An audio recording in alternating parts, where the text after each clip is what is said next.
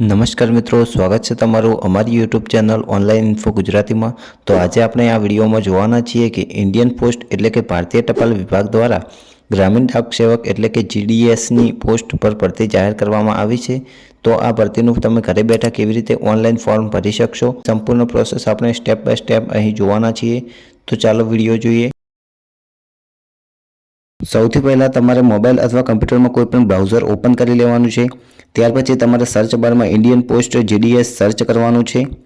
ત્યાર પછી તમારી સામે ઇન્ડિયન પોસ્ટ GDS ઓનલાઈનની ઓફિશિયલ વેબસાઇટ આવી જશે, તેના પર ક્લિક કરવાનું છે। ત્યાર પછી તમને પેજ પર ઘણા બધા ઓપ્શન જોવા મળશે, તેમાંથી સૌથી પહેલાં તમારે સ્ટેજ 1 રજિસ્ટ્રેશન ઉપર ક્લિક કરવાનું છે। ત્યારબાદ તમારી સામે નવું પેજ ઓપન થશે, જેમાં તમારે પોતાની ડિટેલ નાખવાની છે। તમારે સૌથી પહેલાં તમારા 10 આંકડાનો મોબાઈલ નંબર નાખવાનો છે। ત્યારબાદ વેલિડેટ મોબાઈલ નંબર ઉપર ક્લિક કરવાનું છે। જેવું તમે વેલિડેટ મોબાઈલ નંબર પર ક્લિક કરશો એટલે તમે જે મોબાઈલ નંબર નાખ્યો છે તેના પર એક OTP જશે, તે OTP તમારે એન્ટર કરવાનો છે અને સબમિટ OTP પર ક્લિક કરવાનું છે। એવી જ રીતે તમારે તમારી ઈમેલ આઈડી દાખલ કરવાની છે। ત્યાર પછી વેલિડેટ ઈમેલ આઈડી પર ક્લિક કરવાનું છે। તમે જેવું વેલિડેટ ઈમેલ આઈડી પર ક્લિક કરશો એટલે તમારી ઈમેલ આઈડી પર એક OTP જશે, જે તમારે અહીં દાખલ કરી અને સબમિટ OTP પર ક્લિક કરવાનું છે। ત્યારબાદ તમારે 10મા ધોરણની માર્કશીટ અનુસાર તમારું નામ દાખલ કરવાનું છે। ત્યાર પછી તમારે તમારા ફાધર એટલે કે પિતાનું નામ એન્ટર કરવાનું છે। ત્યાર પછી તમારે તમારી જન્મ તારીખ એન્ટર કરવાની છે।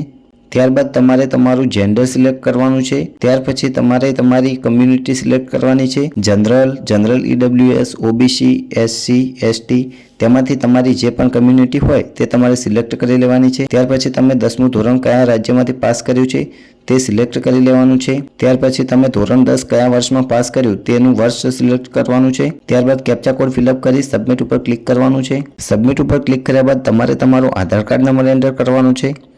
ત્યાર પછી તમે શારીરિક રીતે વિકલાંગ છો કે કેમ તે તમારે સિલેક્ટ કરવાનું છે। જો હોય તો યસ ઉપર ક્લિક કરવાનું છે અને જો ના હોય તો નો ઉપર ક્લિક કરવાનું છે। ત્યાર પછી તમે 10મા ધોરણમાં કઈ લેંગ્વેજમાં ભણ્યા છો તે તમારે સિલેક્ટ કરવાની છે।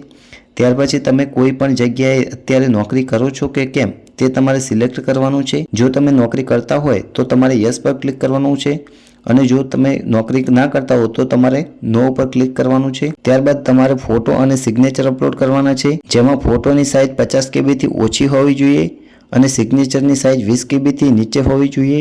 જેવું તમે ચૂઝ ફાઇલ ઉપર ક્લિક કરશો એટલે જે પણ ફોલ્ડરમાં તમારો ફોટો સેવ કરીને રાખ્યો હોય તે ફોલ્ડર ખોલીને તમારે ફોટો અપલોડ કરી લેવાનો છે। ત્યારબાદ એ જ રીતે સિગ્નેચર પણ અપલોડ કરી લેવાની છે। તમામ વિગતો ભર્યા બાદ તમારે સબમિટ બટન ઉપર ક્લિક કરવાનું છે। જેવું તમે સબમિટ બટન ઉપર ક્લિક કરશો એટલે તમારા સામે તમારું ફોર્મ પ્રિવ્યુ મોડમાં ઓપન થશે। તમારે અહીં તમામ માહિતી એકવાર જોઈ લેવાની છે। ત્યાર પછી ડિક્લેરેશન બોક્સમાં ટિક કરી સબમિટ ઉપર ક્લિક કરવાનું છે। ત્યાર પછી પોર્ટલ ઉપર તમારું રજિસ્ટ્રેશન સક્સેસફુલ થઈ જશે। ત્યાર પછી તમને એક રજિસ્ટ્રેશન નંબર મળશે, તે રજિસ્ટ્રેશન નંબર તમારે નોંધી લેવાનો છે અને ત્યાર પછી તમારે કન્ટિન્યુ એપ્લાય ઉપર ક્લિક કરવાનું છે। સૌથી પહેલાં તમારે તમને જે રજિસ્ટ્રેશન નંબર મળ્યો હતો તે એન્ટર કરવાનો છે અને ત્યાર પછી તમે જે રાજ્યમાં ફોર્મ ભરવાના હોય તે રાજ્ય સિલેક્ટ કરવાનું છે। ત્યાર પછી સબમિટ ઉપર ક્લિક કરવાનું છે। ત્યાર પછી તમે રજિસ્ટ્રેશન વખતે જે મોબાઈલ નંબર એન્ટર કર્યો હતો તે મોબાઈલ નંબર પર એક OTP જશે, તે OTP અહીં એન્ટર કરી લેવાનો છે। ત્યાર પછી કેપ્ચા કોડ ફિલઅપ કરી લેવાનો છે। ત્યાર પછી નેક્સ્ટ ઉપર ક્લિક કરી લેવાનું છે। ત્યાર પછી તમારે એપ્લિકેશન ફોર્મમાં ડિટેલ ભરવાની છે। તમે રજિસ્ટ્રેશન વખતે જે ડિટેલ આપી હતી તે ડિટેલ ઓટોમેટિક ભરાઈ ગયેલી હશે। અહીં તમારું પત્ર વ્યવહાર અને પરમનન્ટ એટલે કે કાયમી સરનામું એન્ટર કરવાનું છે। જો તમારા બંને સરનામા એક હોય તો તમારે એક સરનામું દાખલ કરીને સેમ એઝ કમ્યુનિકેશન એડ્રેસના સામે બોક્સમાં ટિક કરી લેવાનું છે। ત્યાર પછી તમારે ક્વોલિફિકેશન ડિટેલ્સ એન્ટર કરી લેવાની છે।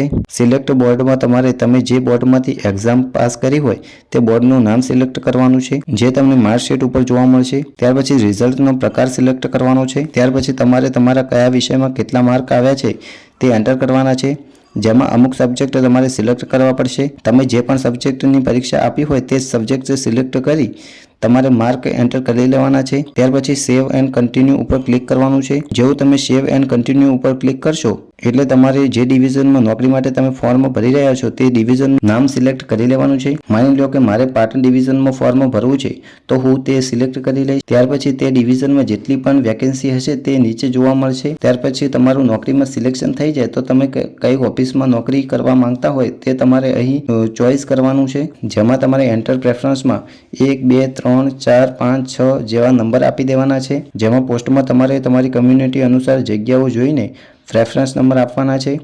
ત્યાર પછી ડિક્લેરેશન બોક્સમાં ક્લિક કરીને સેવ એન્ડ પ્રોસેસ ઉપર ક્લિક કરવાનું છે.